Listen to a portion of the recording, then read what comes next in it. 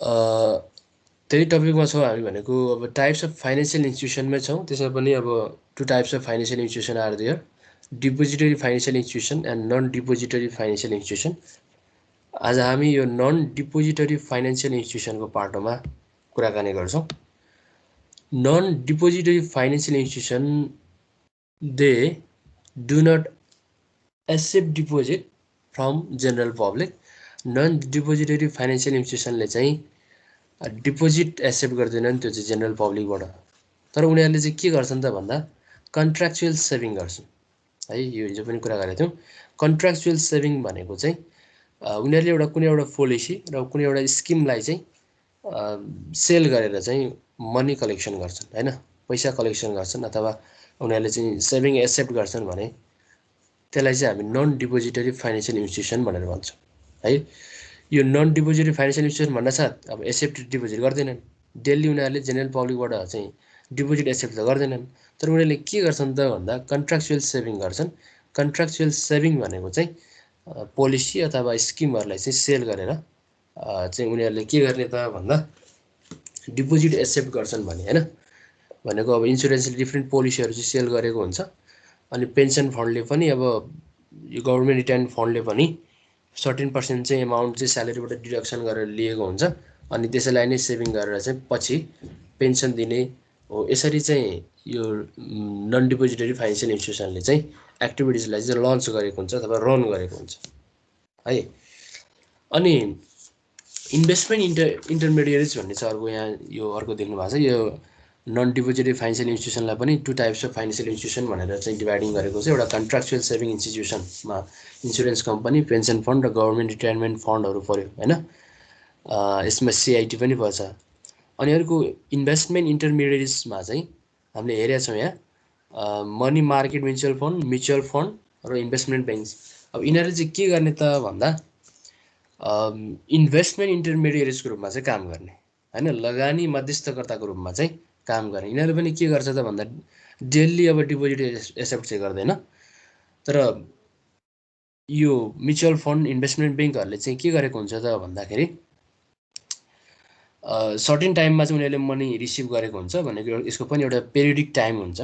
Periodic time भनेको daily receive नगर्ने, एउटा सर्टेन टाइममा मात्रै रिसिभ गर्ने। लाइक अब इन्सुरेन्स कम्पनी जस्तै हैन, जस्तै एक वर्षमा मनी रिसिभ गर्ने। पेन्सन फन्डले चाहिँ अब एक महिनामा चाहिँ स्यालेरीबाट डिडक्सन गर्ने अनि पछि चाहिँ पेन्सन दिने हो। यसै गरी यो मनी मार्केट म्युचुअल फन्ड अनि म्युचुअल फन्ड र इन्भेस्टमेन्ट ब्याङ्कले चाहिँ के गरेको हुन्छ भन्दा कुनै सर्टेन एमाउन्ट चाहिँ एकचोटि अथवा पेरियोडिक रूपमा चाहिँ लिएको हुन्छ, अनि त्यहीबाट नै रिटर्न दिने काम गर्छ, अथवा त्यहीबाट नै एउटा चाहिँ इन्भेस्टमेन्ट इन्टरमिडिएट्सको रूपमा काम गर्ने गर्छ। त्यो बेला यसलाई हामीले अहिले फेरि अब डिटेलमा स्टडी गरिहाल्छौँ है त। अब यो कन्ट्र्याक्चुअल सेभिङ इन्स्टिट्युसन भन्नासाथ यो कुरा बुझिहाल्नुभयो। मैले इक्जाम्पल पनि दिएँ, फेरि पनि हेर्नु होला। इन्सुरेन्स कम्पनीले के गर्छ भन्दा इन्सुरेन्स प्रिमियम कलेक्सन गर्छ पेरियोडिकल्ली हैन। पेरियोडिकल्ली भनेको चाहिँ कस्तो हुन्छ भने पेरियोडिकल्ली भनेको यसको टाइम पिरियड है। टाइम पिरियड चाहिँ के हुन्छ त भन्दाखेरि सेम इन्टरभलमा हुन्छ कि इन्टरभल भनेको यसको सेम हुन्छ है। जस्तै एन्युटीको कुरा गरेको थियौँ हामीले, त्यो पिबिआइएफए चाहिँ लिन्छ यसको भ्यालु क्यालकुलेसन गर्नको लागि। इन्सुरेन्स कम्पनीको यो किस्ता क्यालकुलेसन गर्नको लागि हामी एफबिआइएफए लिन्छौँ। अनि एफबिआइएफए पिबिआइएफए लिनु भन्नुको मतलब के हो त भन्दा एन्युटी, जहाँ एन्युटीको कुरा आउँछ त्यहाँ चाहिँ हामी पेरियोडिकल्ली एमाउन्ट चाहिँ रिसिभ गरेको हुन्छ कम्पनीले क्या। पेरियोडिकल्ली भनेको टाइम पिरियड सेम र एमाउन्ट पनि सेम। एमाउन्टमा पनि कुनै पनि फरक हुँदैन र टाइम पिरियडमा पनि फरक हुँदैन भने त्यसलाई चाहिँ हामी पेरियोडिकल्ली भनेर भन्छौँ। र त्यो एमाउन्ट चाहिँ कहिले चाहिँ हामीलाई चाहिँ यसले चाहिँ रिटर्न ब्याक गर्छ भन्दा जब कुनै पनि एक्सिडेन्ट भयो, कुनै पनि चाहिँ अब लाइफ इन्सुरेन्स गरेको छ भने लाइफ रिलेटेड अब डिजिजहरू चाहिँ हामीले चाहिँ त्यसलाई चाहिँ खेप्नुपर्ने हुन्छ भने त्यस्तो बेलामा चाहिँ insurance company provide the compensation to the insured person है। इन्स्युरेड पर्सनलाई चाहिँ कम्पेन्सेसन दिने गर्छ। र इन्सुरेन्स गर्नुको मेन अब्जेक्टिभ चाहिँ के हो त भन्दा ट्रान्सफरिङ रिस्क है। Transferring the risk from person to insurance company. त्यो पर्सनबाट इन्सुरेन्स कम्पनीमा के गरेको त भन्दा रिस्क ट्रान्सफर मात्रै गरेको। यो इन्सुरेन्स गर्नु भनेको रिस्क ट्रान्सफरमेन्ट गरेको यो हैन। जसले गर्दाखेरि चाहिँ रिस्क ट्रान्सफरमेन्ट भयो भने अलिकति भए पनि के हुन्छ त भन्दा पर्सनको चाहिँ रिस्कको लेभल हैन उनीहरूको चाहिँ आफ्नो कन्फिडेन्स चाहिँ बढ्ने काम हुन्छ है। अब इन्सुरेन्स कम्पनी पनि अब थाहा छ त्यसो तपाईँहरूलाई टु टाइप्स अफ इन्सुरेन्स कम्पनीहरू छन्, इन्सुरेन्स इन्डस्ट्रीहरू छन्। एउटा छ लाइफ इन्सुरेन्स र अर्को चाहिँ नन लाइफ इन्सुरेन्स है। अनि लाइफ इन्सुरेन्समा चाहिँ के पर्छ त भन्दा लाइफ रिलेटेड हैन, त्यो चाहिँ लिभिङ थिङ्स भन्छु जेनरली हामी। अब लाइफ इन्सुरेन्समा लिभिङ थिङ्सहरूको चाहिँ इन्सुरेन्स गरेको छ भने त्यसलाई चाहिँ हामी लाइफ इन्सुरेन्स भनेर भन्छौँ है। तिनीहरूको पनि के हुन्छ त भन्दा अब डिफ्रेन्ट रिस्क एन्ड अनसर्टनिटीलाई चाहिँ ट्रान्सफरमेन्ट गर्नको लागि नै लाइफ इन्सुरेन्स गरिएको हुन्छ भने अब त्यो चाहिँ लाइफ इन्सुरेन्समा पर्ने भयो। अब नन लाइफ इन्सुरेन्स भनेको चाहिँ नन लिभिङ थिङ्सहरूको होइन, जस्तै बिजनेसको अनि डिफ्रेन्ट अब यो बिजनेस मात्रै नभएर मोटर इन्सुरेन्स भयो, त्यसै गरी चाहिँ म्यारिड इन्सुरेन्स होइन, यस्ता यस्ता इन्सुरेन्सहरू हुन्छन् यो नन लाइफ इन्सुरेन्सहरूको। त्यसले पनि के गर्ने त भन्दा हाम्रो बिजनेस एक्टिभिटिजमा चाहिँ आइपर्ने डिफ्रेन्ट अब रिस्कहरूलाई चाहिँ ट्रान्सफरमेन्ट नै गर्ने हो होइन, रिस्कलाई नै स्प्रेडिङ गर्ने नै हो। कोतिर त भन्दा इन्सुरेन्स कम्पनीतिर चाहिँ ट्रान्सफरिङ गर्ने हो। डिफ्रेन्ट अब इन्सुरेन्स पोलिसीमा अब हामी लाइफ इन्सुरेन्स नन लाइफ इन्सुरेन्सहरू छन्। त्यसमा चाहिँ अब कुनै इन्सुरेन्सहरू चाहिँ अब पर्सनको डेथभन्दा अगाडि नै पाउने हुन्छ भने कुनै चाहिँ अब डेथभन्दा पछाडि पाउने लाइफ इन्सुरेन्स हुन्छ, त्यसलाई हामी होल लाइफ इन्सुरेन्स पनि भनेर भन्छौँ होइन। टर्म लाइफ इन्सुरेन्सहरू होइन, इन्डोमेन्ट लाइफ इन्सुरेन्सहरू अनि त्यसै गरी होल लाइफ इन्सुरेन्स, यिनीहरूको आफ्नो चाहिँ अब फिचर्सहरू छन्। जे भए पनि अब इन्सुरेन्स कम्पनीले चाहिँ कसरी चाहिँ मनी कलेक्सन गर्छ भन्ने कुरा चाहिँ मैले भन्न खोजेको, यसले भनेको डिफ्रेन्ट अब पोलिसीहरूलाई चाहिँ सेल गरेर होइन, पोलिसीहरूलाई चाहिँ मार्केटमा चाहिँ डिफ्रेन्ट इन्सुरेड पर्सनलाई चाहिँ सेल गरेर उनीहरूबाट चाहिँ इन्सुरेन्स प्रिमियम कलेक्सन गर्छ है, कलेक्सन गर्छ। र यदि तिनीहरू चाहिँ कुनै पनि अब फ्युचर अनसर्टेन चाहिँ अब रिस्कबाट चाहिँ अनसर्टेन चाहिँ अब एक्टिभिटिजहरू भइहाल्यो भने होइन, एक्सिडेन्टहरू भयो भने होइन, लस्ट भयो भने त्यो बेलामा चाहिँ उनीहरूले चाहिँ इन्सुरेन्स कम्पनीमा कम्प्लेन गर्छन् र त्यसपछि इन्सुरेन्स कम्पनीबाट चाहिँ कम्पेन्सेसन चाहिँ रिटर्न ब्याक पाउने हुन्छन् है, त्यो एमाउन्ट चाहिँ उनीहरूले रिसिभ गर्ने गर्छन्। अब किन अब यसलाई चाहिँ हामी फाइनेन्सियल इन्स्टिट्युसनको रूपमा राखेका छौँ भने होइन, यसलाई चाहिँ अर्को वर्डमा फाइनेन्सियल इन्टरमिडिएट्स पनि भनेर भन्छौँ। यिनीहरूले के गर्छ त भन्दा इन्सुरेन्स कम्पनीले इन्सुरेन्स प्रिमियम एमाउन्ट लिन्छ होइन, इन्सुरेन्स किस्ता लिन्छ र त्यो किस्ता रकमलाई चाहिँ यसले चाहिँ डिफ्रेन्ट वेमा अथवा डिफ्रेन्ट सेक्टरमा चाहिँ लगानी गरेको हुन्छ होइन, धेरै ठाउँमा चाहिँ लगानी गरेको हुन्छ। यसले चाहिँ लोन दिने कामदेखि लिएर डिफ्रेन्ट अदर चाहिँ कमर्सियल ब्याङ्कहरूको अथवा सेयर मार्केटमा डिफ्रेन्ट अदर कम्पनीहरूको चाहिँ सेयर अथवा डिभेन्चरमा लगानी गर्ने, त्यसै गरी यिनीहरूले आफ्नो मार्केट एक्सपान्सन गरेको पनि हुन्छ होइन, डिफ्रेन्ट प्लेसमा चाहिँ अब ब्रान्चहरू इस्टाब्लिस गर्ने अनि नयाँ नयाँ चाहिँ अब ब्रान्चहरू ओपन गर्ने त्यो काम पनि गरेको हुन्छ। र अदर भनेको यिनीहरूले चाहिँ अब नयाँ नयाँ बिग प्रोजेक्टहरू पनि ल्याएर त्यो प्रोजेक्टमा चाहिँ लगानी पनि गरेको हुन्छ र यसरी चाहिँ एउटा इन्भेस्टमेन्ट पुलको रूपमा होइन, इन्भेस्टमेन्ट इन्टरमिडिएट्सको रूपमा चाहिँ काम गरेको हुन्छ हो। र यो पनि फाइनेन्सियल इन्स्टिट्युसन नै हुन् because it invest, it regulate the money, it mobilize the money by collecting from the insured person and investment in the needed area होइन, त्यो इन्सुरेड पर्सनबाट चाहिँ मनी कलेक्सन गरेर चाहिँ निडेड एरियामा चाहिँ लगानी गरेको हुन्छ। र इन्सुरेन्स कम्पनीको पनि हाम्रो इकोनोमीमा चाहिँ ठुलो यसको चाहिँ कन्ट्रिब्युसन पनि छ है, एकदम बिग कन्ट्रिब्युसन पनि छ इन्सुरेन्स कम्पनीको है त। अब अर्को हेरौँ हामी पेन्सन फन्ड है। यो पेन्सन फन्ड भयो अनि त्यसै गरी गभर्मेन्ट रिटायरमेन्ट फन्डहरू भए अनि त्यसै गरी यो सिआइटी सिटिजन इन्भेस्टमेन्ट ट्रस्टहरू भए, यिनीहरूले चाहिँ के गर्छन् त भन्दाखेरि यो इम्प्लोयर र इम्प्लोइजबाट चाहिँ के गरेको हुन्छ भन्दा फन्ड रिसिभ गरेको हुन्छ है, इम्प्लोयर र इम्प्लोइजबाट है, त्यो कामदार अथवा काम दिने साहु भनौँ न, अथवा त्यसलाई चाहिँ इम्प्लोयर एन्ड इम्प्लोइज भनेर भन्छौँ हामी। अब यो इम्प्लोयर एन्ड इम्प्लोइजबाट फन्ड कलेक्सन गरेको हुन्छ किनभने यसले चाहिँ पेन्सन फन्ड अथवा यिनीहरूले चाहिँ एउटा चाहिँ रिटायरमेन्ट फन्ड चाहिँ को चाहिँ एउटा स्किम ल्याएका हुन्छन्। त्यो फन्डमा चाहिँ के हुन्छ भने मनी सेभ भएको हुन्छ, रेगुलर रूपमा चाहिँ मनी चाहिँ डिपोजिट भएको हुन्छ एउटा पेरियोडिक रूपमा है। पेरियोडिक रूपमा भनेको जबसम्म ऊ त्यो अर्गनाइजेसनमा चाहिँ काम गर्छ होइन, जबसम्म चाहिँ ऊ एउटा गभर्मेन्ट अर्गनाइजेसन हो अथवा प्राइभेट इन्डिभिजुअल अर्गनाइजेसनमा चाहिँ उसले काम गरेको हुन्छ तब उसले जब गरेको हुन्छ त्यो टाइम पिरियडसम्म चाहिँ उसको स्यालेरीको केही पर्सेन्ट होइन सर्टेन पर्सेन्ट चाहिँ एमाउन्ट चाहिँ यो पेन्सन फन्ड अथवा गभर्मेन्ट रिटायरमेन्ट फन्ड अथवा सिआइटी होइन सिटिजन इन्भेस्टमेन्ट ट्रस्टहरूमा चाहिँ डिपोजिट हुन्छ।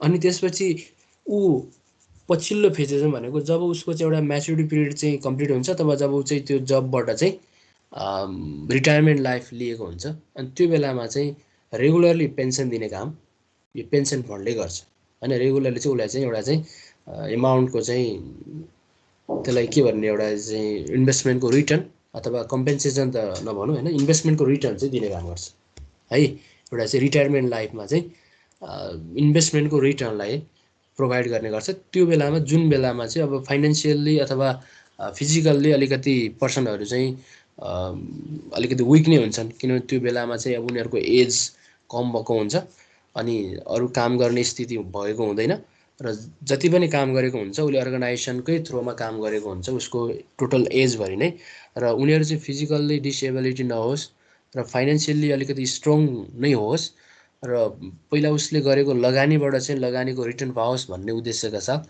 यो pension fund government retirement fund र सिटिजन इन्भेस्टमेन्ट ट्रस्टहरू चाहिँ होइन सिआइटीहरू चाहिँ सिटिजन इन्भेस्टमेन्ट ट्रस्टहरू चाहिँ इस्टाब्लिस भएको हुन्छ है। सिटिजन इन्भेस्टमेन्ट फन्ड पनि भन्छौँ यसलाई हामी र सिटिजन इन्भेस्टमेन्ट ट्रस्ट पनि भनेर भन्छौँ।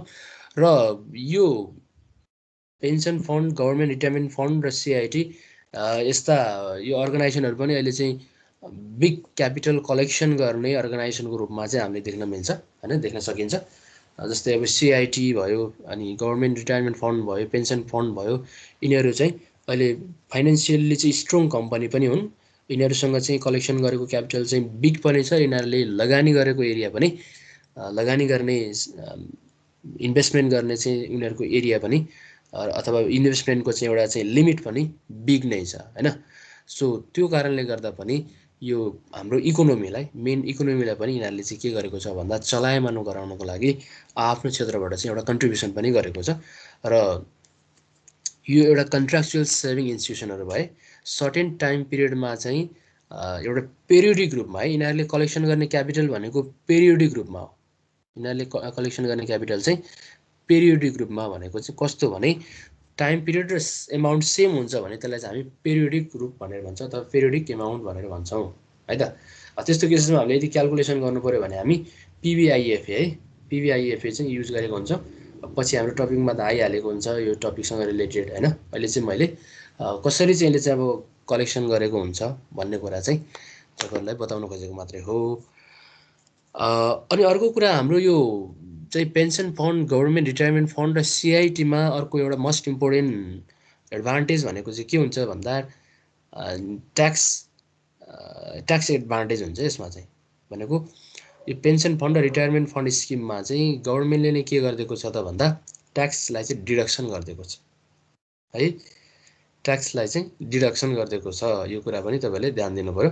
भनेको ट्याक्स इन्सेन्सिटिभ दिने के गभर्मेन्टले चाहिँ इन्करेज रूपमा चाहिँ कामदारहरूलाई अथवा इम्प्लोइजलाई चाहिँ के गरेको छ त भन्दा ट्याक्स इन्सेन्टिभ गिभन गरेको छ जसले चाहिँ त्यो कन्ट्रिब्युसन गरेको छ अथवा पेन्सन फन्ड अथवा रिटायरमेन्ट फन्डमा चाहिँ कनेक्टेड भएर उसले आफ्नो एमाउन्ट चाहिँ डिपोजिट अथवा कन्ट्रिब्युसन गरेको छ भनौँ न होइन इन्भेस्टमेन्ट गरेको छ हो। त्यो इम्प्लोइजहरूको चाहिँ के छ त भन्दा यो गभर्मेन्टले चाहिँ इन्करेजमेन्टको लागि चाहिँ यो pension fund government retirement fund र सिआइटी यिनीहरूमा चाहिँ यदि त्यो मेम्बर छ भने उसलाई चाहिँ ट्याक्स इन्सेन्सिटिभ होइन ट्याक्स इन्सेन्टिभ अथवा त्यसलाई हामी ट्याक्स एडभान्टेज पनि भनेर भन्छौँ अथवा ट्याक्स डिडक्सन को चाहिँ एउटा चाहिँ यो फेसिलिटी दिएको छ यो पेन्सन फन्डमा अनि रिटायरमेन्ट स्किमहरूमा है। पेन्सन फन्डमा र रिटायरमेन्ट स्किमहरूलाई चाहिँ ट्याक्स डिडक्सन छ यो पनि अर्को इक्जाम्पल पनि भयो होइन। र त्यसै गरी यो पेन्सन फन्ड र रिटायरमेन्ट फन्ड अनि यस्तै सिआइटीहरूले अहिले पनि कुरा गरिहाल्यौँ यिनीहरूले चाहिँ कर्पोरेट सेक्युरिटी र यो गभर्मेन्ट सेक्युरिटीमा चाहिँ लगानी गरेका हुन्छन्। अब कर्पोरेट सेक्युरिटी र गभर्मेन्ट सेक्युरिटिज भनेको चाहिँ कस्तो कस्तोमा सेक्टरमा भने जस्तै सेयरमा डिभेन्चरमा होइन त्यसै गरी ट्रेजरी बिलहरूमा ट्रेजरी नोटहरूमा गभर्मेन्टको जुन जुन इन्स्ट्रुमेन्टहरू छन् सेक्युरिटिजहरू तिनीहरूमा लगानी गरेको हुन्छ। अनि अदर प्राइभेट इन्डिभिजुअल अब कम्पनीहरूको चाहिँ उनीहरूको सेक्युरिटिजमा पनि इन्भेस्टमेन्ट गरेको हुन्छ त्यसलाई हामी कर्पोरेट सेक्युरिटी र यो चाहिँ गभर्नमेन्ट सेक्युरिटी भनेर भन्छौँ। कर्पोरेट भनेको बिजनेस अर्गनाइजेसनले इस्यु गरेका सेक्युरिटिजहरू भए र गभर्नमेन्ट सेक्युरिटी भनेको चाहिँ गभर्नमेन्टको थ्रुबाट इस्यु भएका सेक्युरिटीहरू भए यिनीहरूमा चाहिँ लगानी गर्ने काम गर्छ। र सिआइटी त भर्खरै अब केही समयदेखि चाहिँ स्टक डिलरको रूपमा चाहिँ काम गर्दैछ है, स्टक डिलरको रूपमा चाहिँ काम गरेको छ उसले पनि। हो यसरी चाहिँ अब कन्ट्राक्चुअल सेभिङ इन्स्टिट्युसनले जेनरल पब्लिकबाट चाहिँ त्यो डेली अथवा उनीहरूले चाहिँ डिपोजिट एसेप्ट गरेका हुँदैनन् तर पेरियोडिक रूपमा चाहिँ सेभिङ गरेका हुन्छन् है, पेरियोडिक रूपमा चाहिँ सेभिङ गरेका हुन्छन् भने त्यस्ता इन्स्टिट्युसनलाई चाहिँ कन्ट्राक्चुअल सेभिङ इन्स्टिट्युसन भनेर भनिएको हो है त।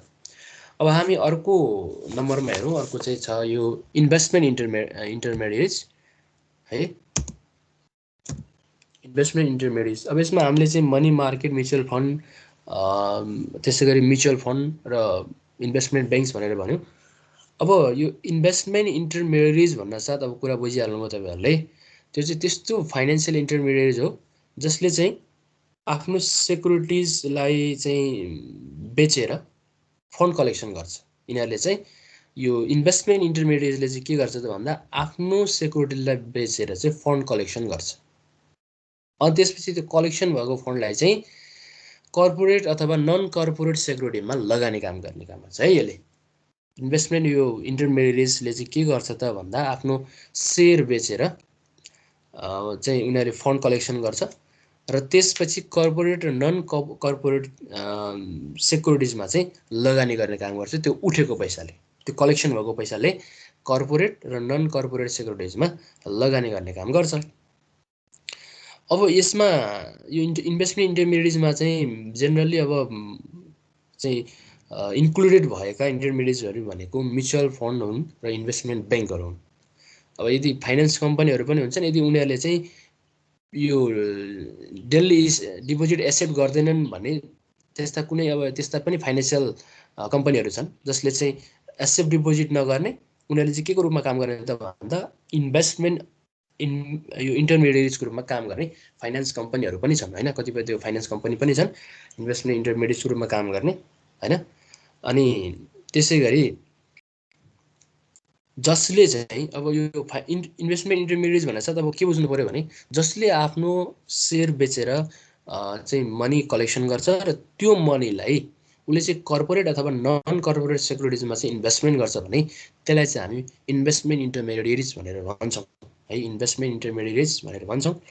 त्यसले चाहिँ के गर्दैन त भन्दा डिपोजिट एक्सेप्ट गर्दैन, जेनरल पब्लिकबाट चाहिँ डिपोजिट एक्सेप्ट गर्दैन, बट उनीहरूले चाहिँ त्यो मनी अथवा इन्भेस्टमेन्ट कसरी कलेक्सन गर्छ भन्दा आफ्नो सेयर बेचेको हुन्छ मार्केटमा अनि त्यो सेयर बेचिसके पछाडि त्यो कलेक्सन भएको पैसालाई चाहिँ उसले चाहिँ डिफ्रेन्ट अब एरियामा चाहिँ लगानी गरेको हुन्छ कि यसले। यो जेनरली इन्भेस्टमेन्ट इन्टरमेडिएट्सले लगानी गर्ने भनेको त्यही सेक्युरिटिजमा नै हो होइन। यो चाहिँ यिनीहरूले चाहिँ टप अलिकति राम्रो राम्रो चाहिँ स्टकमा चाहिँ लगानी गरे हुन्छन् यिनीहरूले इन्भेस्टिगेसन गरेर होइन। उनीहरूले चाहिँ त्यहाँ रिसर्च गरेर पुरै चाहिँ क्यालकुलेसन गरेर होइन, सबै चाहिँ अब इन्डिकेटरहरूलाई चाहिँ प्रिन्सिपल इन्डिकेटरहरूलाई चाहिँ पुरै चाहिँ अब लगानी गरेर चाहिँ त्यस्तो स्टकमा चाहिँ लगानी गरे हुन्छन् र त्यो स्टकबाट कमाएको आम्दानीबाट नै फिर्ता गर्ने काम चाहिँ कसले गर्छ त भन्दा यो इन्भेस्टमेन्ट इन्टरमेडिएट्सहरूले चाहिँ गर्ने काम गर्छ है। इन्भेस्टमेन्ट इन्टरमेडिएट्सको काम चाहिँ त्यही नै हो। अब हामी म्युचुअल फन्डको बारेमा कुरा गरौँ। यो मनी मार्केट म्युचुअल फन्ड अनि म्युचुअल फन्ड अब यो कुरा हुन्छ। अब यो मनी मार्केट म्युचुअल फन्डकै कुरा गरौँ अथवा त्योभन्दा अगाडि हामीले म्युचुअल फन्डको बारेमा कुरा गऱ्यौँ भने त्यसपछि मनी मार्केट म्युचुअल फन्डको कुरा गर्छौँ है त। ल हेरौँ,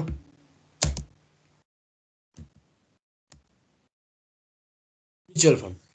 अब म्युचुअल फन्ड चाहिँ कस्तो हो भने अब म्युचुअल फन्ड भनेर आजभोलि अब हामीले पनि देख्न मिल्छ, त्यो यो म्युचुअल फन्डमा लगानी गर्न पनि मिल्छ।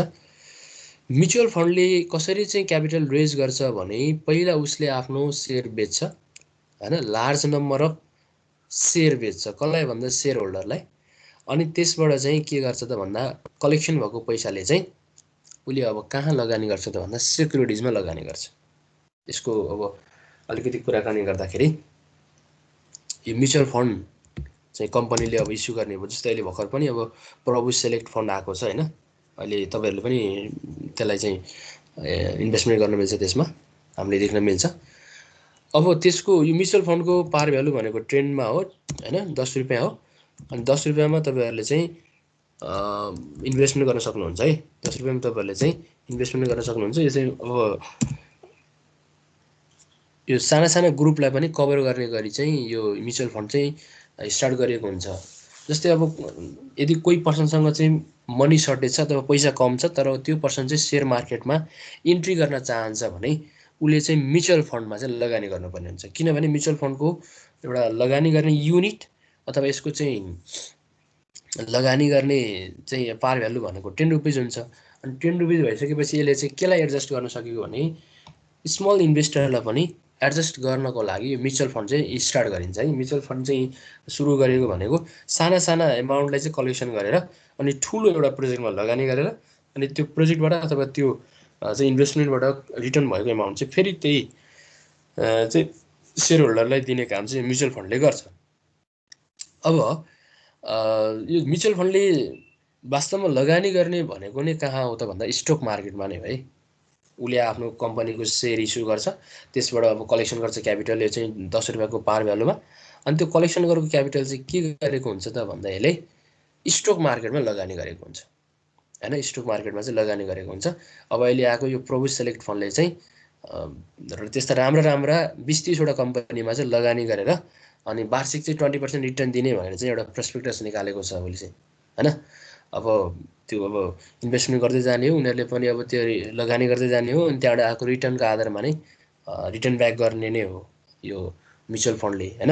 अब यो म्युचुअल फन्डमा चाहिँ पार्टिसिपेट चाहिँ हुनको लागि एउटा यस्तो त्यस्तो फाइदा के छ भन्दाखेरि साना साना लगानीकर्ता जस्तो स्मल इन्भेस्टर जोसँग चाहिँ पैसा कम छ र त्यो पर्सन चाहिँ त्यो मार्केटमा इन्ट्री गर्न चाहन्छ अथवा सेयरको चाहिँ एडभान्टेज लिन चाहन्छ कि उता सेयर मार्केट जस्तै एडभान्टेज लिन चाहन्छ भने उसले कहाँ लगानी गर्नु पर्यो त भन्दा म्युचुअल फन्डमा।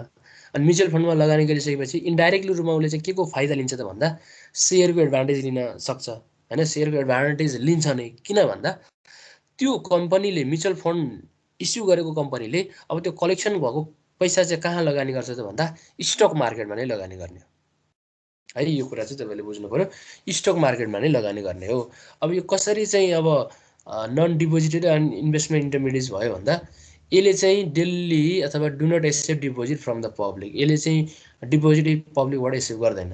अनि यो इन्भेस्टमेन्ट इन्टरमिडिएट्स भयो किनभने यसले एकचोटि चाहिँ आफ्नो सेयर इस्यु गरेको हुन्छ अनि त्यो पैसा चाहिँ उसले चाहिँ कहाँ लगानी गरेको हुन्छ त भन्दा अर्को सेक्टर अब स्टक मार्केटमा लगानी गर्छ भने अब त्यो चाहिँ के भयो त भन्दा इन्भेस्टमेन्ट इन्टरमिडिएट्स भनेर भनिन्छ त्यसलाई हामी है।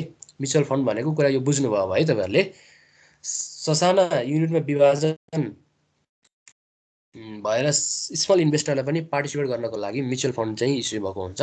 अनि म्युचुअल फन्डले चाहिँ इस्यु भइसके पछाडि एउटा बिग एमाउन्ट चाहिँ कलेक्सन गर्छ कि युनिट 10 भए पनि यसले चाहिँ बिग एमाउन्ट कलेक्सन गर्छ र कम्पनीले चाहिँ त्यो बिग एमाउन्टमा कलेक्सन भएको मनीलाई चाहिँ स्टक मार्केटमा लगानी गर्छ र स्टक मार्केटमा लगानी गरिसके पछाडि त्यहाँबाट चाहिँ रिटर्न भएको चाहिँ रिटर्नको आधारमा इन्भेस्टमेन्टको आधारमा हैन, रिटर्न भएको एमाउन्टको आधारमा चाहिँ अब त्यो म्युचुअल फन्डको सेयर होल्डरहरूलाई चाहिँ गिभन ब्याक हैन, रिटर्न ब्याक गर्ने काम गर्छ है।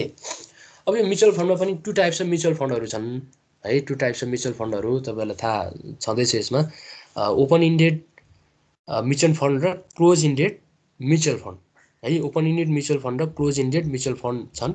अब ओपन इन्डेड भनेको चाहिँ त्यो चाहिँ मार्केटमा हामीले जहिले पनि किनबेच गर्न मिल्छ है। त्यो चाहिँ ओपन इन्डेड चाहिँ जस्तो सेयर लिस्टेड भएको हुन्छ, जस्तो डिभेन्चर लिस्टेड भएको हुन्छ, त्यसै गरी नै यो म्युचुअल फन्ड पनि लिस्टेड भएर हामीले हेर्न मिल्छ। कहाँ भन्दाखेरि नेपाली स्टक एक्सचेन्जमा हेर्न मिल्छ। तर क्लोज इन फन्डको चाहिँ के गर्न मिल्दैन भन्दा यो लिस्टेड हुँदैन र यसलाई चाहिँ फ्रिक्वेन्टली यसलाई चाहिँ बाइङ एन्ड सेलिङ गर्न मिल्दैन। एकचोटि किनिसके पछाडि त्यसको टाइम पिरियडसम्म चाहिँ हामीले कन्स्टेन्ट रूपमा चाहिँ त्यसलाई चाहिँ रिमेन गर्नुपर्ने हुन्छ हैन, त्यसलाई चाहिँ हेरिराख्नुपर्ने हुन्छ, त्यसलाई चाहिँ किनबेच गर्न पाइँदैन। पछिल्लो चरणमा यदि लिस्टेड भइसके पछाडि त्यसलाई चाहिँ कारोबार गर्न अथवा एउटा व्यक्तिबाट अर्को व्यक्तिमा चाहिँ ट्रान्सफरमेन्ट गर्न चाहिँ पाइँदैन भने त्यसलाई चाहिँ हामी क्लोज इन्डेड फन्ड भनेर भन्छौँ है। ओपन इन्डेड भनेको चाहिँ कारोबार गर्न मिल्ने हैन, त्यसको चाहिँ प्राइस अब कारोबार गर्न मिल्ने चाहिँ अब यो सेयर मार्केटबाट चाहिँ कारोबार गर्ने त्यसको प्राइस हेरेर र क्लोजिङ डेट फन्डको चाहिँ कारोबार गर्न मिल्दैन, त्यो चाहिँ रिमेन कन्स्टेन्ट हुन्छ है। त्यो कुरा भयो।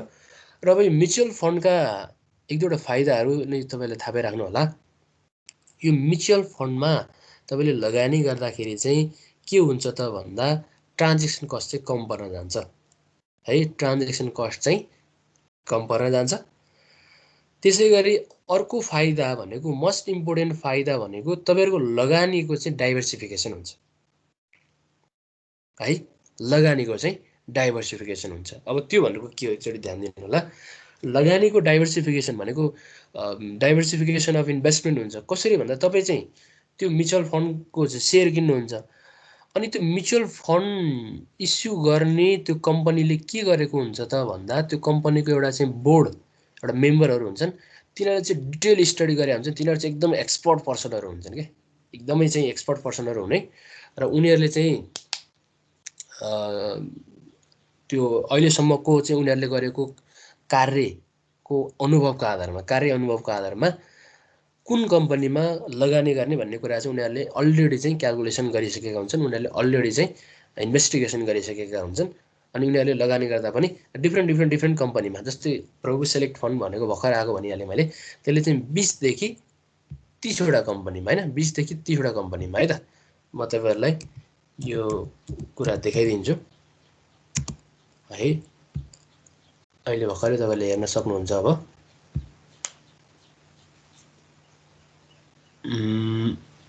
भर्खरै मैले भनिहालेँ, हामी अहिले यही म्युचुअल फन्डमा छौँ। म्युचुअल फन्डको बारेमा नि मैले देखाइदिएँ, किनभने तपाईँले अहिले रिसेन्टली यसमा लगानी गर्न सक्नुहुन्छ है। यसको टाइम पिरियड अझै छ। अब हुन त हिजै ओभर सब्सक्राइब भइसकेको छ। अब यो प्रभु सेलेक्ट फन्डको चाहिँ यहाँ हेर्नु होला तपाईँहरूले, यो बिक्री चाहिँ खुल्ला गरेको सूचना है। अब यसको मूल्य प्रति एकाइ चाहिँ 10 रुपियाँको दरले हुने भइहाल्यो। यसले चाहिँ 1 10 100 1000 10,000 लाख 10 लाख करोड 10 करोड इकाइ चाहिँ के गरेको रहेछ त भन्दा अहिले यो म्युचुअल फन्ड चाहिँ इस्यु गर्दैछ होइन, गरिसकेको छ। अनि 1,50,00,000 चाहिँ यो चाहिँ कसलाई भन्दा प्रभु चाहिँ ब्याङ्कका कुल पुँजी न्यूनतम 1,50,00,000 कुल बिक्री भएको इकाइको 15% इकाइ मध्ये कोष प्रबन्धक श्री प्रभु ब्याङ्क लिमिटेडको लागि 1,50,00,000 सेयर होइन। त्यसै गरी 1,40,00,000 चाहिँ यो प्रभु क्यापिटल लिमिटेडलाई 1,40,00,000 चाहिँ इकाइ तथा योजना व्यवस्थापक श्री प्रभु क्यापिटल लिमिटेडलाई, र 1% वा 10 लाख चाहिँ इकाइ सुरक्षित राखी बाँकी न्यूनतम 8,50,000 इकाइ चाहिँ अब त्यो सर्वसाधारणलाई चाहिँ है। यो चाहिँ कहिले इस्यु भएको भनेको भन्दा जेठ 5 गते, आज हामी 7 गते होला। सार्वजनिक रूपमा निष्कासन तथा बिक्री खुल्ला गरिएको हुँदा सम्बन्धित सबैको जानकारीको लागि यो सूचना प्रकाशित गरेको छ। यस इकाइ निष्कासन प्रयोजनको लागि नेपाल धितोपत्र बोर्डबाट इजाजत प्राप्त सिआसबा सदस्य रहेको ब्याङ्क तथा वित्तीय संस्थाहरू साथै मेरो सेयर खाता मार्फत आवेदन दिन सकिनेछ। दरखास्त दिनुपर्ने अन्तिम न्यूनतम इकाइ भनेको 100 इकाइ, अनि दरखास्त दिनुपर्ने अधिकतम भनेको 1 10 100 1000 10,000 लाख 10 लाख करोड 1 करोड इकाइ। अब 100 इकाइ इन्टु 10 गर्दाखेरि न्यूनतम चाहिँ हामीले 1000 रुपियाँ चाहिँ इन्भेस्टमेन्ट गर्नुपर्ने हुन्छ है। न्यूनतम भनेको यसको चाहिँ 1000 रुपियाँ हो। अब दरखास्त फारम प्राप्त गर्न र दरखास्त साथ रकम बुझाउने स्थानहरू चाहिँ नेपाल धितोपत्र बोर्डबाट इजाजत प्राप्त गरेको सम्पूर्ण सिआसबा सदस्य रहेको ब्याङ्क तथा वित्तीय संस्थाहरू र तिनमा तोकिएका शाखा कार्यालयहरू। र अर्को विवरण हेर्न र प्राप्त गर्न सक्ने स्थान भनेको प्रभु क्यापिटल लिमिटेड। अहिले हामी त्यही www प्रभु क्यापिटल लिमिटेडबाट हेरिरहेका छौँ। र इकाइ बन्द हुने मिति छिटोमा 9 गते होइन, यो बिकेन भने चाहिँ फेरि टाइम थपेको हुन्छ, त्यो चाहिँ 15 गतेसम्म। अब यसको त हिजो चाहिँ ओभर सब्सक्राइब भइसकेको छ, 102% भन्दा बढी चाहिँ यसको चाहिँ बिक्री भइसकेको हुनाले अब यो चाहिँ कहिले बन्द हुन्छ त भन्दा 9 गते नै बन्द हुन्छ। अब लगानीकर्ताले धितोपत्र सार्वजनिक निष्कासन लिखित वा विद्युतीय माध्यमबाट आवेदन दिँदा लगानीमा जोखिम हुन सक्ने भएकाले अनिवार्य रूपमा उक्त निष्कासनको लागि तयार गरेको विवरण पत्र पढी आफ्नो स्वविवेकले दरखास्त दिनुहुन अनुरोध गर्दछौँ।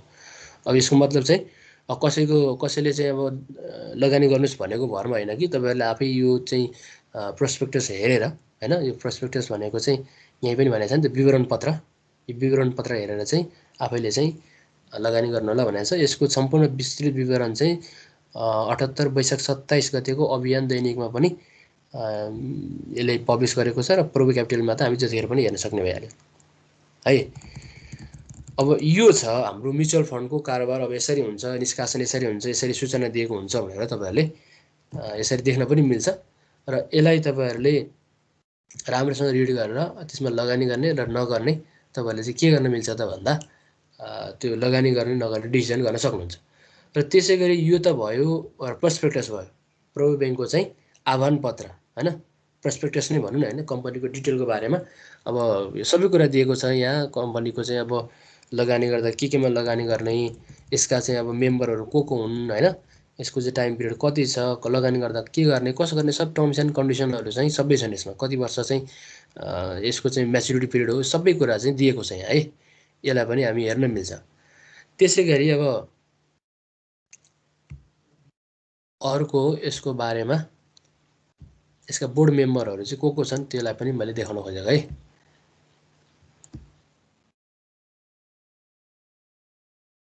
अहिले प्रोबो सेलेक्ट फन्डको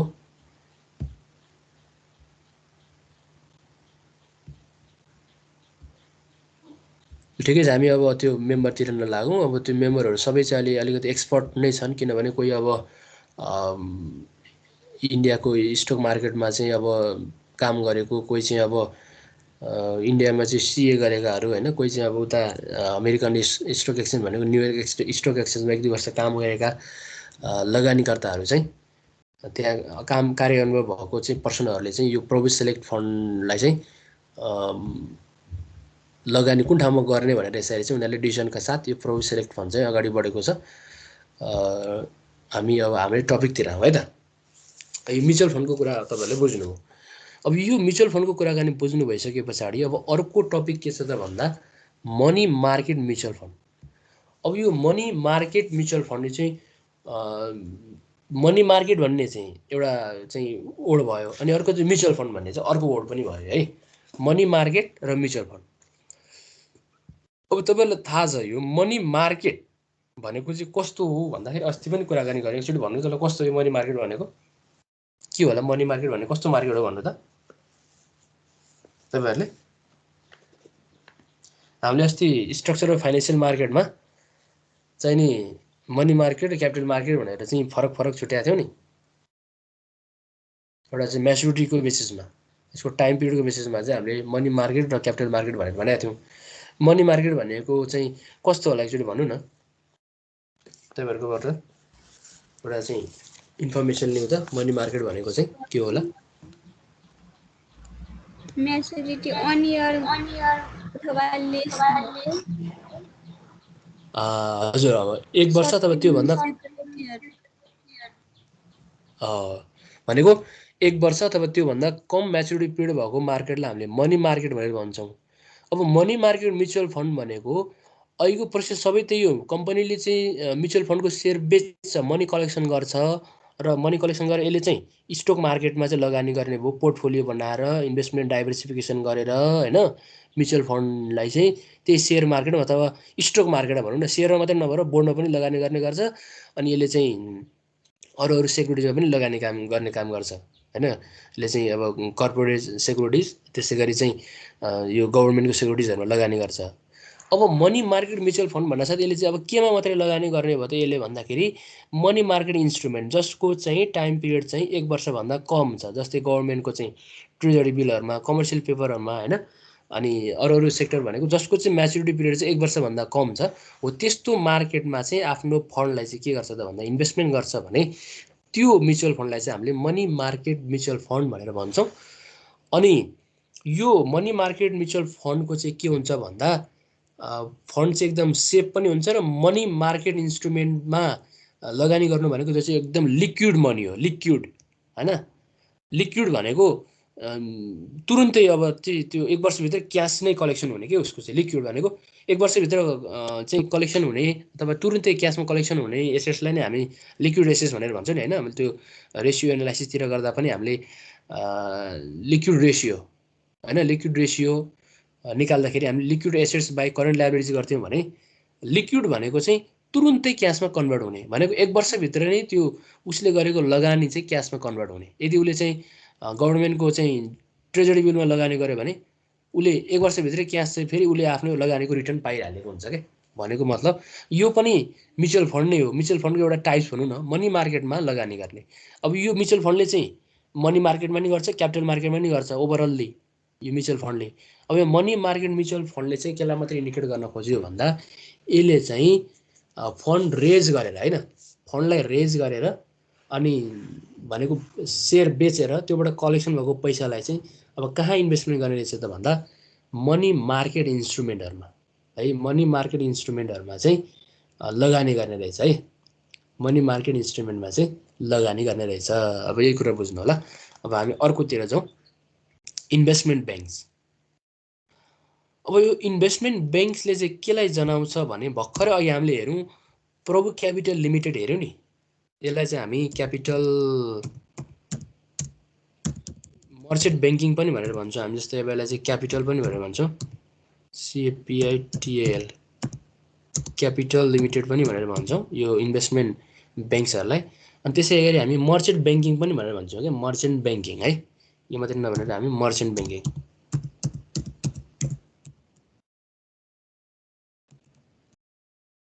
यिनीहरूको काम चाहिँ के हो त भन्दा यो मर्चेन्ट ब्याङ्किङको काम अथवा यो इन्भेस्टमेन्ट ब्याङ्क्सको चाहिँ काम के हो भन्दा यिनीहरूले यो इन्भेस्टमेन्ट ब्याङ्कले चाहिँ फन्डामेन्टल ब्याङ्किङको जस्तै फङ्सन चाहिँ पर्फर्म गर्दैन। भनेको मतलब यो इन्भेस्टमेन्ट ब्याङ्कले चाहिँ लगानीसँग चाहिँ रिलेटेड भएर काम गरेको हुन्छ। यो इन्भेस्टमेन्ट ब्याङ्कले चाहिँ एसएफ डिपोजिट गर्ने होइन, अनि ग्रान्टिङ लोन गर्ने काम चाहिँ गर्दैन। अब यो इन्भेस्टमेन्ट ब्याङ्कले चाहिँ के को काम गर्छ त भन्दा यो इन्भेस्टमेन्ट ब्याङ्कले चाहिँ के को काम गर्छ भने यिनीहरूले चाहिँ डिफ्रेन्ट कम्पनीहरूको सेयर इस्यु गर्नको लागि चाहिँ हेल्प गर्छ। बुझ्नु होला है, डिफ्रेन्ट कम्पनीहरूको सेयर इस्यु गर्नको लागि है। इस्यु म्यानेजर, त्यसलाई अर्को हामी इस्यु म्यानेजर पनि भन्छौँ क्या, इस्यु म्यानेजर। इस्यु म्यानेजर त्यसलाई अर्को वर्डमा हामी नेपालीमा चाहिँ बिक्री प्रबन्धक भनेर भन्छौँ कि, बिक्री प्रबन्धक है। इस्यु म्यानेजर अथवा बिक्री प्रबन्धक भनेर भन्छौँ यो इन्भेस्टमेन्ट ब्याङ्क्सलाई। यिनीहरूको नाम चाहिँ अब प्रभु capital limited, Muktinath capital limited, अब राष्ट्रिय वाणिज्य ब्याङ्क, अब यो मर्चेन्ट ब्याङ्किङ भयो होइन हो। यसलाई यसको नाम चाहिँ यस्तो यस्तो हुन्छ नाम, यो इन्भेस्टमेन्ट ब्याङ्क हो। र यसलाई चाहिँ बिक्री प्रबन्धक अथवा इस्यु म्यानेजर पनि भनेर भन्छौँ है, बिक्री प्रबन्धक अथवा इस्यु म्यानेजर पनि भनेर भन्छौँ है।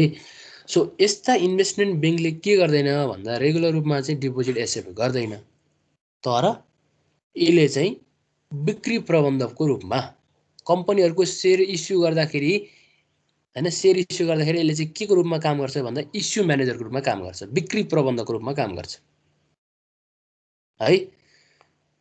इस्यु अब बिक्री प्रबन्धक भनेको जस्तै कुनै पनि एउटा कम्पनीको चाहिँ सेयर इस्यु गर्नु पर्यो। अब सेयर इस्यु गर्नु पर्यो भनेपछि अहिले भर्खर हेऱ्यौँ नि हामीले म्युचुअल फन्डको सेयर इस्यु गर्नु पर्यो भने अब उसले चाहिँ केलाई लियो त भन्दा प्रभु क्यापिटल लिमिटेडले लियो। अब उसले प्रभु ब्याङ्कको मात्रै इस्यु म्यानेजरको रूपमा काम गर्ने भएन कि, जस्तो अरू कम्पनी छ एउटा होइन, कुनै एउटा लघुवित्त छ, लघुवित्तले त अब त्यो म्युचुअल फन्ड इस्यु गर्ने कुरा भएन, कुनै एउटा चाहिँ अब मुक्तिनाथ ब्याङ्क छ। अब मुक्तिनाथ ब्याङ्कले चाहिँ प्रभु क्यापिटल लिमिटेडलाई चाहिँ इस्यु म्यानेजर चाहिँ नियुक्त गरी उसले चाहिँ सेयर इस्यु गर्न सक्छ, उसले डिबेन्चर इस्यु गर्न सक्छ, उसले चाहिँ म्युचुअल फन्ड इस्यु गर्न सक्छ हो। भनेको इस्यु म्यानेजर भनेको चाहिँ एउटा चाहिँ बिक्री प्रबन्धकको रूपमा काम गर्ने होइन। सेयर इस्यु गर्दाखेरि चाहिँ त्यसलाई चाहिँ एउटा चाहिँ इन्टरमिडिएटको रूपमा चाहिँ काम गर्ने अथवा कम्पनीको सेयर इस्यु गर्नको लागि हेल्प गर्ने ब्याङ्कलाई नै हामी इन्भेस्टमेन्ट ब्याङ्क भनेर भन्छौँ है। कुरा यही नै हो। अब यसले कसरी पैसा लिन्छ भन्दाखेरि अन्डर राइटरको रूपमा काम गर्छ यसले। अन्डर राइटर भनेको यसले त्यो सेयर इस्यु गरे बापत पाउने कमिसनलाई हामी अन्डर राइटिङ कमिसन भनेर भन्छौँ है। सेयर इस्यु गरे बापत कुनै एउटा ब्याङ्क छ होइन, त्यो ब्याङ्कको थ्रुबाट सेयर इस्यु गरे बापत अनि उसले लिने कमिसनलाई चाहिँ अन्डर राइटिङ कमिसन भनेर भन्छौँ है। अब त्यसमा अन्डर राइटिङ कमिसन भनेको उनीहरूको चाहिँ अब पेपर चार्जदेखि लिएर उनीहरूको अब सबै खर्चहरूलाई चाहिँ जोडिएको खर्चलाई चाहिँ अन्डर राइटिङ कमिसन भनेर भनिन्छ है। मेन यिनीहरूले काम गर्ने भनेको कम्पनीको थ्रुबाट चाहिँ सेयर इस्यु भएको हुन्छ, अनि बिचमा कम्पनी र हामी इन्भेस्टरको बिचमा चाहिँ कसले काम गर्छ त भन्दा यो इन्भेस्टमेन्ट ब्याङ्कले काम गर्छ है। इन्भेस्टमेन्ट ब्याङ्कको काम भनेको पब्लिक इन्भेस्टर र कम्पनीको बिचमा काम गर्ने हैन। अनि कम्पनीले सेयर इस्यु गर्छ, अनि त्यो सेयर इस्यु गरेकोलाई चाहिँ पब्लिक समक्ष आएर चाहिँ पब्लिकसँग क्यापिटल कलेक्सन गर्ने काम कसले गर्छ त भन्दा यो इन्भेस्टमेन्ट ब्याङ्कले गर्छ। अनि त्यो क्यापिटलबाट चाहिँ उनीहरूले आफ्नो चाहिँ एउटा अन्डर राइटिङ कमिसन लिइसके पछाडि सर्टेन पर्सेन्ट अब कमिसन अथवा चार्ज लिइसके पछाडि त्यो एमाउन्ट चाहिँ कसले लिन्छ भन्दा त्यो कम्पनीले लिन्छ। हो यसरी बिचमा चाहिँ एउटा चाहिँ इन्भेस्टमेन्ट ब्याङ्करको रूपमा काम गरेको हुन्छ यो क्यापिटल लिमिटेडले है, मर्चेन्ट ब्याङ्किङले है त। र अहिले हाम्रो नेपालमा यस्ता इन्भेस्टमेन्ट ब्याङ्कहरू चाहिँ धेरै छन्। अब 31-32वटा भन्दा यो भन्दा बढी भइसकेका छन् अहिले चाहिँ हैन। प्रायः जसो ब्याङ्कहरूको आफ्नो छुट्टै एउटा चाहिँ ब्रान्च छ क्यापिटल लिमिटेड हैन। त्यसै गरी अरू कम्पनी ब्याङ्क मात्रै नभएर अरू कम्पनीको पनि इन्भेस्टमेन्ट ब्याङ्कको रूपमा चाहिँ इस्टाब्लिस भइसकेका छन्। अनि यस्ता कम्पनीहरूले चाहिँ अब आइपिओ चाहिँ जारी गर्दाखेरि हैन, डिफ्रेन्ट कम्पनी अथवा डिफ्रेन्ट अब ग्रुप भनौँ न, जस्तै बोन्डको आइपिओ जारी गर्दा, त्यसै गरी चाहिँ अब यो म्युचुअल फन्डको भयो सेयरको आइपिओहरू चाहिँ इस्यु गर्दाखेरि चाहिँ यिनीहरूले इस्यु म्यानेजरको रूपमा काम गरेर चाहिँ इकोनोमीमा चाहिँ यसरी चाहिँ कन्ट्रिब्युसन गरेका हुन्छन्। र त्यो मात्रै नभएर अब इन्भेस्टमेन्ट ब्याङ्कको रूपमा हामी अब ब्रोकर जस्तै काम गर्ने क्या। जस्तै हामी चाहिँ ब्रोकर एकाउन्टमा जान्छौँ, खाता खोल्छौँ, सेयर किन्ने बेच्ने काम त्यहीँबाट गर्छौँ, हाम्रो कमिसन लिने काम गर्छ हो लाइक द्याट। तिनीहरू पनि एउटा इन्टरमिडिएट नै हुन्, इन्भेस्टमेन्ट इन्टरमिडिएट नै हुन् हैन। तिनीहरू पनि एउटा चाहिँ ब्रोकर कम्पनी पनि एउटा इन्भेस्टमेन्ट ब्याङ्कको रूपमा नै हुन् हैन। यो क्यापिटल लिमिटेड पनि हुन्, मर्चेन्ट ब्याङ्किङ पनि हुन्। यिनीहरूले पनि के गर्छन् त भन्दा बिक्री प्रबन्धकको रूपमा अथवा इस्यु म्यानेजरको रूपमा चाहिँ काम गर्छन्। र सेयर इस्यु गर्दाखेरि होस्, म्युचुअल फन्ड इस्यु गर्दा होस्, बोन्ड इस्यु गर्दा होस् अथवा डिबेन्चर इस्यु गर्दा होस्, यी सबै कामको लागि चाहिँ सहजता प्रदान गर्ने ब्याङ्कलाई नै हामीले इन्भेस्टमेन्ट ब्याङ्क भनेर भन्छौँ। र यो कार्य गरे बापत उनीहरूले चाहिँ के पाउँछन् त भन्दाखेरि अन्डर राइटिङ कमिसन पाउने काम गर्छन् है। यो कुराहरू अब तपाईँले बुझ्नुभयो, इस्यु म्यानेजर अनि त्यसै गरी यो इन्भेस्टमेन्ट ब्याङ्कर भनेको के कस्तो भन्ने कुरा चाहिँ बुझ्नुभयो होला। अथवा केही छ तपाईँहरूको केही प्रब्लम छ यसमा, के कन्फ्युजनहरू छन् भन्नु त? छैन सर। ओके, ल छैन भने हामी अब अगाडि बढ्ने भन्दा पनि अब आजको टाइम चाहिँ अलिकति कम हुँदै पनि छ। अब हामीले अलिकति कुराकानी गरौँ रेगुलेसन अफ फाइनेन्सियल सिस्टमको बारेमा है। इच एन्ड एभ्री प्लेसमा, इच एन्ड एभ्री वर्कमा यदि रेगुलेसन गर्ने निकाय हुँदैन भने त्यो सिस्टम नै के हुन्छ त भन्दा खराब हुन्छ के। जस्तै फर इक्जाम्पल मार्केटलाई हेरौँ, मार्केटलाई रेगुलेसन नगर्ने निकाय छ भने मार्केटमा नै त्यहाँ के हुन्छ त भन्दा त्यो मार्केटको सिस्टम नै एकदम खराब हुने काम गर्छ हैन। जस्तै हाम्रो घरमै हेरौँ न, घरमा रेगुलेसन गर्ने कुनै एउटा प्यारेन्ट छैन भने अनि त्यहाँ भएका परिवारको के हुन्छ त भन्दा त्यो फ्यामिली सिस्टम नै बिग्रेको हुन्छ क्या। जहाँ पनि रेगुलेसन गर्ने चाहिँ एउटा राइट चाहिँ अर्गनाइजेसन, राइट अब रेगुलेटर चाहिँ हुनुपर्ने हुन्छ हैन। त्यो राइट रेगुलेटर भएन भने त्यसले पार्ने इम्प्याक्ट अथवा त्यो सिस्टमलाई नै इम्प्याक्ट पार्ने कुराहरू धेरै पनि छन्। त्यसै गरी हाम्रो फाइनेन्सियल सिस्टममा पनि रेगुलेसन छ अथवा हुनुपर्छ। यदि रेगुलेसन भएन भने फाइनेन्सियल सिस्टमलाई नै स्पोइल गर्छ हैन। लगानीकर्ताहरू चाहिँ लगानी गर्नको लागि इन्ट्रेस्टेड हुँदैनन्। उनीहरू चाहिँ त्यो मार्केटबाट चाहिँ हतोत्साहित हुँदै हैन, डिस्करेजमेन्ट हुँदै त्यो मार्केटबाट बाहिर आउनुपर्ने हुन्छ। र उनीहरूको लगानीको चाहिँ जोखिम हुन्छ भनेर नै एउटा रेगुलेटरी बडीको रूपमा चाहिँ यो फाइनेन्सियल सिस्टममा पनि डिफ्रेन्ट रेगुलेटर गर्ने चाहिँ संस्थाहरू पनि छन् हैन।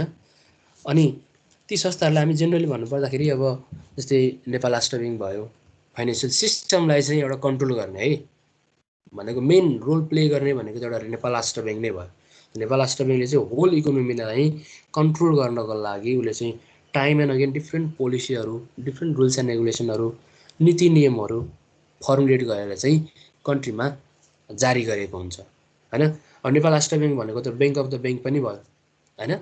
त्यसै गरी गभर्मेन्टको ब्याङ्क पनि भयो जसले नोट इस्यु गर्ने पनि भयो भनेपछि होल इकोनोमीमा चाहिँ एक्टिभली इन्भल्भमेन्ट भएर त्यसलाई कन्ट्रोल गर्ने एउटा चाहिँ रेगुलेटर बडीको रूपमा चाहिँ कसले काम गरेको हुन्छ त भन्दा नेपाल राष्ट्र ब्याङ्कले काम गरेको हुन्छ हैन।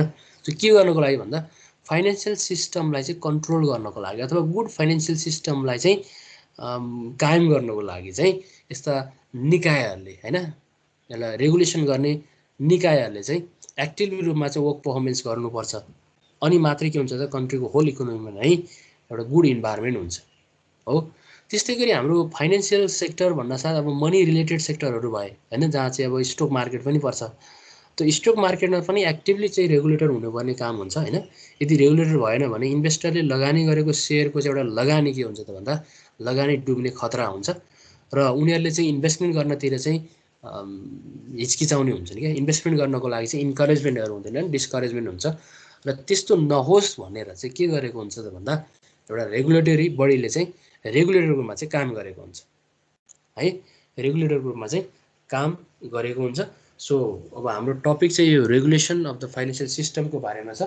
यसलाई कसरी रेगुलेसन गर्ने अथवा कुन कुन निकायहरू छन् रेगुलेसन गर्नको लागि अनि किन रेगुलेसन गर्नुपर्छ त हैन, रेगुलेसन गरेन भने के हुन्छ त भन्ने कुराको पनि हामी डिटेल स्टडी गर्छौँ यो टपिकमा। र आजको अब हाम्रो टाइम त सकिनै लाग्यो हैन। हामी अब यही टपिकलाई भोलि डिटेल रूपमा चाहिँ reason for regulation of the financial system, financial सिस्टमलाई किन रेगुलेट गर्नुपर्छ त भन्ने यो टपिक लाई स्टडी गरिसके पछाडि हाम्रो फर्स्ट च्याप्टर चाहिँ कम्प्लिटली सकिन्छ र यसलाई हामी भोलि चाहिँ स्टार्ट गर्छौँ है त ल। भोलि हामी चाहिँ यसलाई कम्प्लिट गर्छौँ। भोलिको हाम्रो टपिक यही भइहाल्यो, तपाईँले देख्नुभयो।